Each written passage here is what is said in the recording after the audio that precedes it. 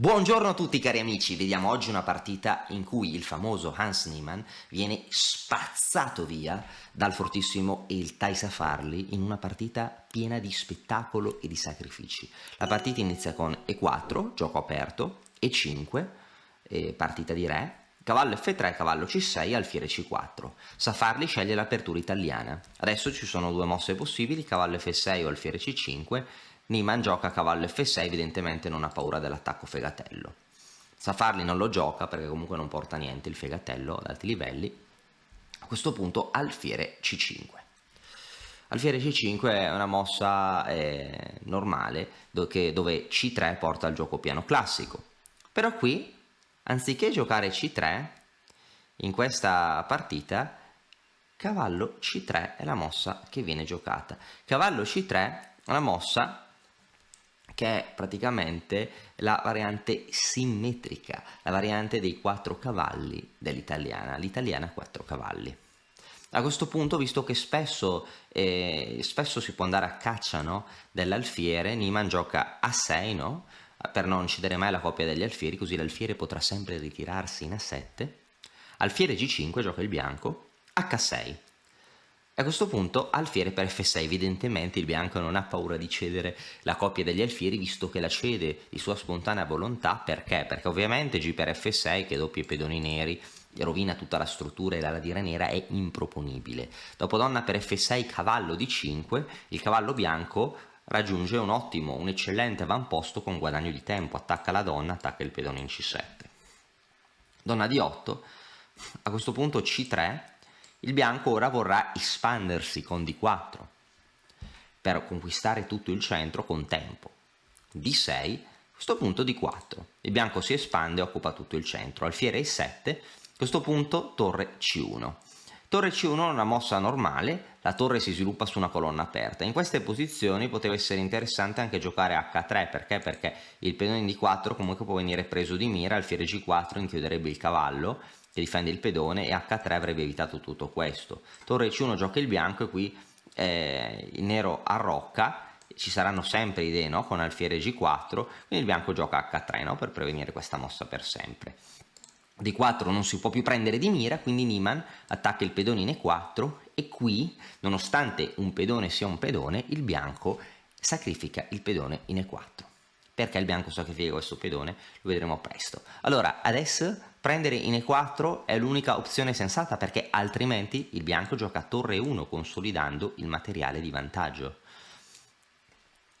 Il nero deve prendere il pedone e a questo punto alfiere di 3, quindi l'idea di Safarli è riubicare i pezzi su questa diagonale per creare una batteria, per creare un attacco diretto contro il re nero, quindi un gambetto, un sacrificio di materiale per sviluppare un'importante iniziativa contro il re nero. Nero gioca torre 8, alfiere B1. Alfiere B1 fortissima, no? Perché ora si vorrà giocare donna C2 o donna D3 creando la batteria. G6 gioca il nero, donna D2. Donna D2 è molto forte, si attacca H6. Re G7, a questo punto torre 1. Il bianco gioca in modo normale, occupa l'unica colonna aperta, si accinge a giocare donna F4 portando poco a poco tutti i pezzi nell'ala di re. Il bianco non ha nessuna fretta, prende atto che ha un pedone in meno e continua a giocare normalmente. Questa è una virtù che non tutti hanno.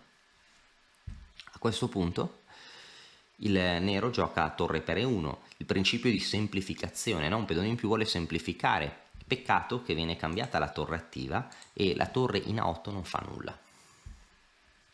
Nero gioca alfiere D7, la donna va in F4, la donna in F4 è portentosa, tiene sott'occhio la casa F6, è fortissima. Il nero gioca alfiere 6 e cerca di consolidarsi, ma ecco che adesso il nero viene miniaturizzato. Ora 2 punti esclamativi, torre per E6. Il bianco ha già un pedone in meno e sacrifica addirittura la qualità. A questo punto, dopo torre per E6, il nero deve prendere se no un pezzo in meno. E dopo F per E6, a questo punto donna G4. Donna G4 attacca E6, attacca G6 creando dirompenti minacce contro il re nero. A questo punto il nero potrebbe prendere in D5 prendere in D5 otterrebbe molto materiale per il nero, però il nero semplicemente morirebbe con la pancia piena. Perché cosa potrebbe seguire? Seguirebbe donna per G6, su re H8 seguirebbe donna H7 matto, la forza della batteria che il bianco ha creato varie mosse prima, lungimirante, no, il bianco. Dopo re F8 l'attacco potrebbe seguire con donna per H6. Tutti questi pezzi del nero non partecipano nella difesa, la donna parzialmente controlla qualche casella, ma questi 3 pezzi del bianco saranno sufficienti per dare matto. Per esempio, su re E7 potrebbe seguire matto con donna G7, su re 8 alfiere G6 matto. Su re E6, cavallo G5 è quasi matto, il nero può dare la donna ma poi perderà la partita. Ci sono anche altri modi per vincere, quindi il bianco vincerebbe davvero in tutte le varianti. Quindi dopo donna G4 il nero ha giocato cavallo E7 in modo da difendere G6, ecco qua donna per E6 fortissima, si fa leva sull'attacco del difensore del pedone in G6, a questo punto il cavallo viene deviato e ora donna per G6 continuando l'attacco. A questo punto su re H8 segue sempre il matto, il re scappa in F8 e il bianco prende il pedone in H6, a questo punto il nero ha la bellezza della torre in più, torre per 2 pedoni in realtà, ma il punto è che il re è in una posizione assai precaria. A questo punto il re dove va? Il punto è che se il re va in G8 si esporrà all'attacco perché anche l'alfiere entra in attacco e la posizione del nero peggiore basta.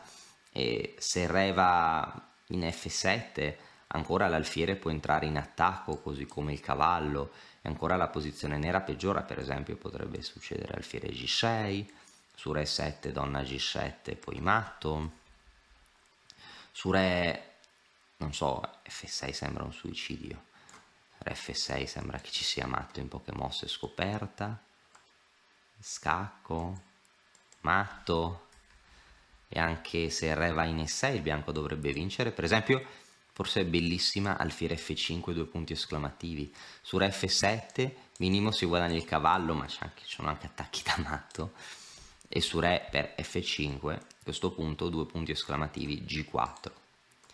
Re E4, a questo punto donna H7 o donna G6, re per F3 e a questo punto donna D3. E qua il re di Niemann viene distrutto su cavallo E3, donna per E3, su re F4, donna F5, il bianco vince. Una conclusione spettacolare.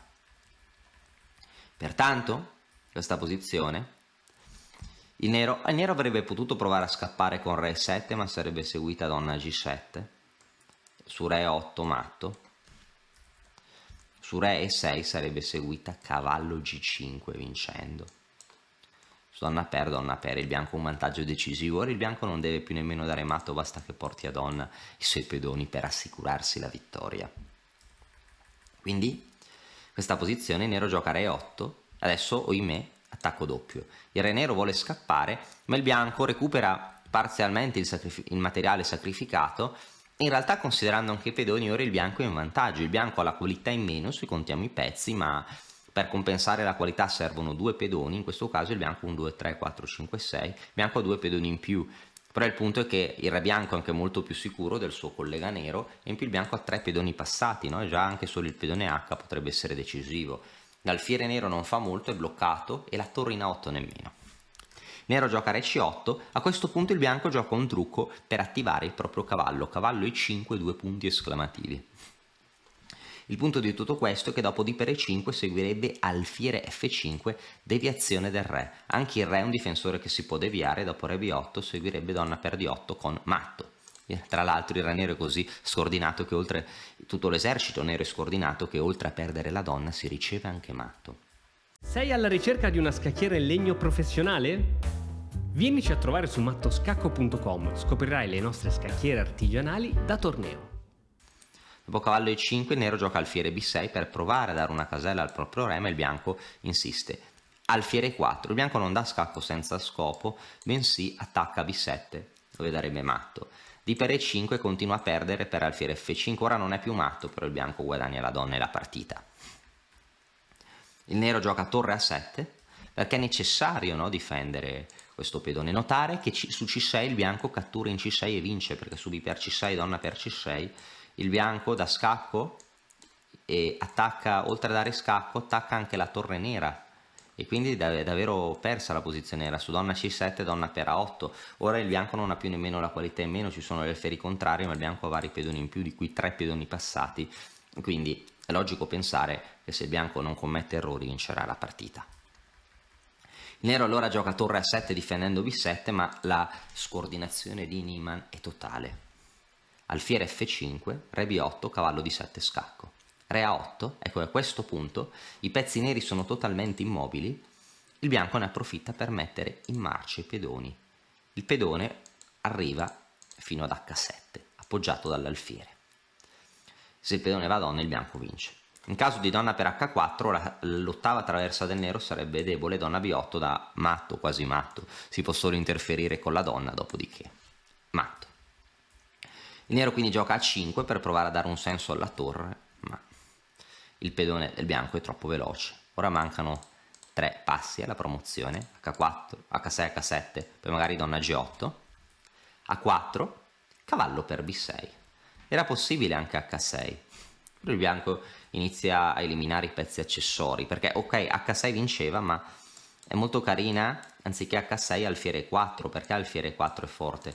Perché si mantiene la torre legata, la torre non può attivarsi con donna A5 per il con torre A5 per il matto in B7, quindi ora la torre deve rimanere lì e il bianco continuerà ad avanzare il pedone, quindi H6 alla prossima sarà forte. Il nero gioca donna C8, donna per D6, donna C8 era un trucco perché H6 avrebbe perso il pedone per donna C1, quindi il bianco non ha fretta e ora donna per D6, un altro pedone, perché questo pedone poi promuoverà D5 e diventa un altro candidato alla promozione. Il nero gioca torre A5, alfiere F3, il bianco si consolida, il bianco può anche migliorare ulteriormente la posizione del suo re e vincerà. Torre F5, H6, si poteva anche prendere un altro pedone volendo. H6, re A7, H7, manca poco per promuovere. A questo punto il nero gioca torre F7 per provare ad attaccare il pedone, ma segue donna G6, donna C1, re H2, donna F4, re H3 e il bianco scappa dalla rete di scacchi e gioca donna H5. A questo punto torre H6 potrebbe seguire, ma seguirebbe H8 donna, no? E dopo la presa donna per, a questo punto il bianco vince. Perché il bianco vince? Perché ha ottenuto un'altra donna, il bianco, e ha avuto 2 donne, una viene subito catturata, ma il nero ha dovuto cedere la sua torre un pezzo in meno. Qua Niemann ha provato A3, ma dopo B per A3 non cambia nulla. Torre H6 donna, a questo punto il nero non ha più molto da fare e ha abbandonato. Una partita stupenda dove il bianco ha attaccato proprio in modo clamoroso, in modo spettacolare. Secondo me una partita che rimarrà nella storia. Spero che vi sia piaciuta e ci vediamo presto con altri video.